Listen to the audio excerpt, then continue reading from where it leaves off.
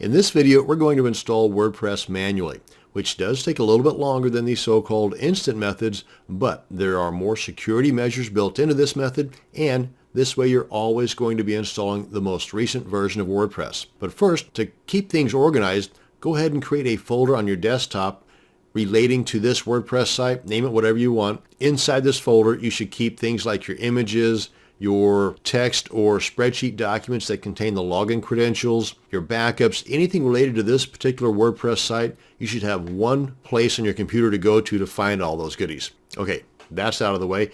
Now, there's basically four things we're going to do to create our WordPress site. We're going to go to wordpress.org and download the most recent installation files. Then number two, we're going to unzip those files and upload them to our server. Now at this point, I need to assume that you've already got a domain name and a web hosting service. And you should also determine at this point, are you going to be uploading or installing WordPress on your root directory or on a subdirectory?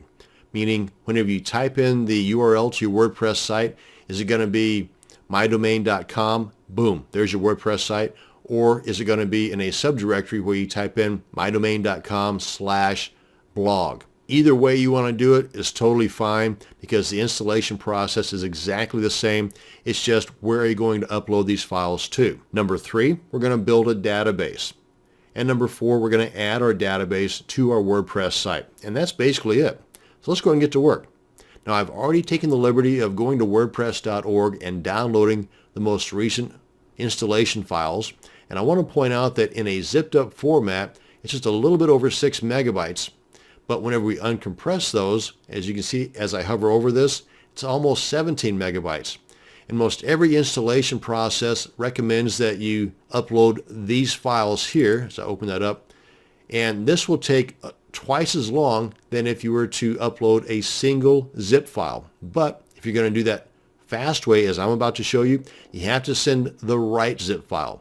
So you cannot send the zip file that you downloaded from wordpress.org. That's not going to work. So first, unzip them. And I do that in my Windows machine by right-clicking and then left-clicking on Extract All.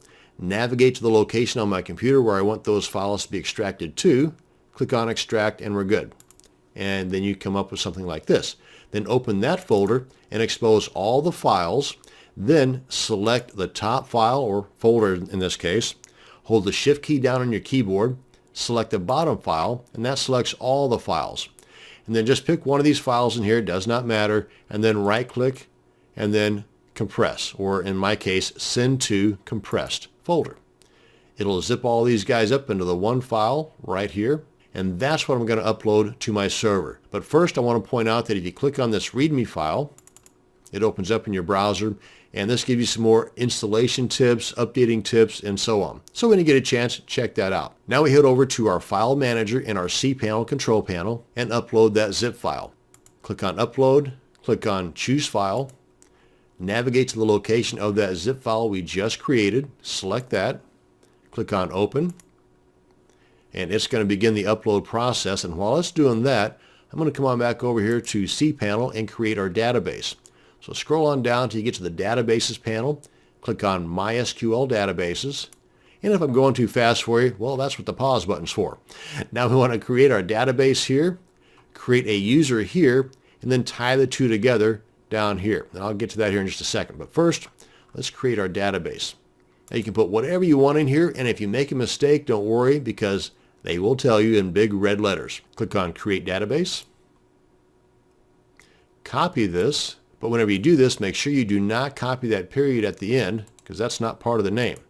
I'm going to go ahead and paste this on a document that I got stashed away here. That's going to hold the database name, the database username, the database password, and a new database prefix. But I'm getting ahead of myself here.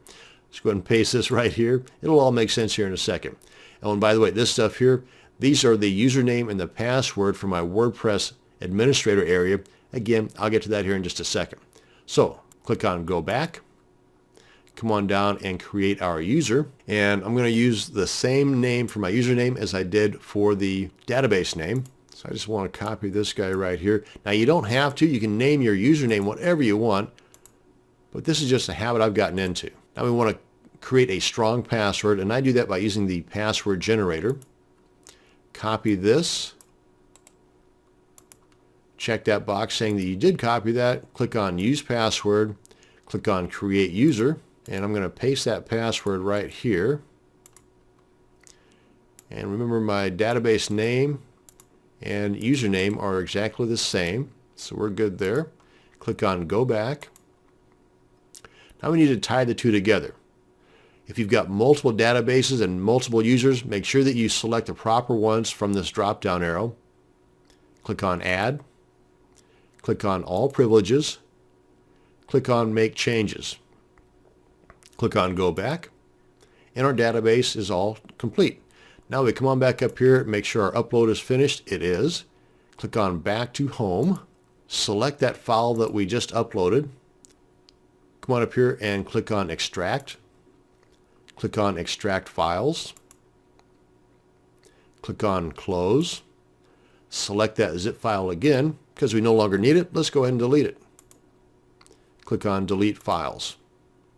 We are good to go. Now we've got all the pieces of the puzzle put together. We just need to tie them all up. And we're going to do that by putting our install URL in a new tab here. So let's paste that right in here. And that install URL is wherever you have your WordPress site installed. And in my example, I'm installing it on the root directory.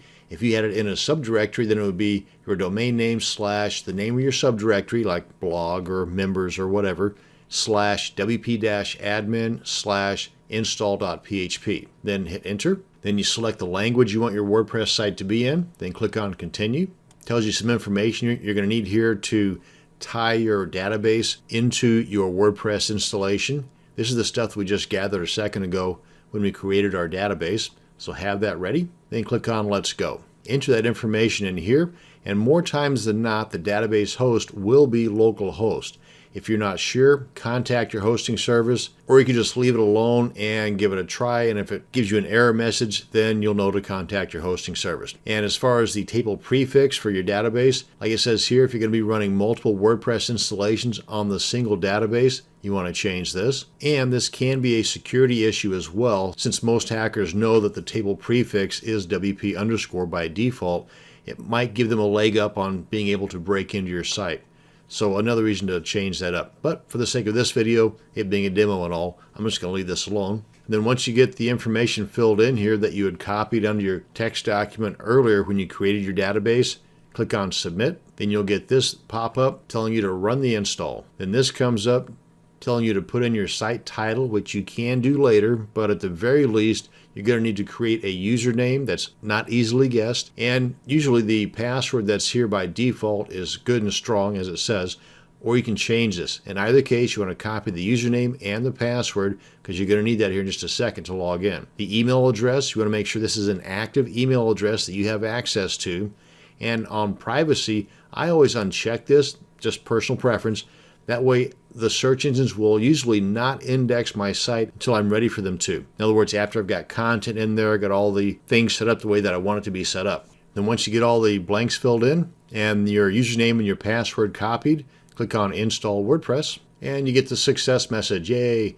Now I'm going to click on Login and enter the username and the password that you just copied to your text document. Then click on Login. And this is our dashboard area for the admin area. Now then we come on down here to Settings. Now basically we're done at this point, but if we come on down here to Settings and go to Reading, right here is that box that you want to untick whenever you're ready to have the search engines come and index your site. Because whenever I unticked that box on the install process, it automatically checked this box. Because this says discourage search engines, so if you want to discourage them, make sure that box is checked. But whenever you want to encourage the search engines, come on back in here and uncheck that box, click on Save Changes, and you're ready to rock and roll. And that is how you can manually create a WordPress site.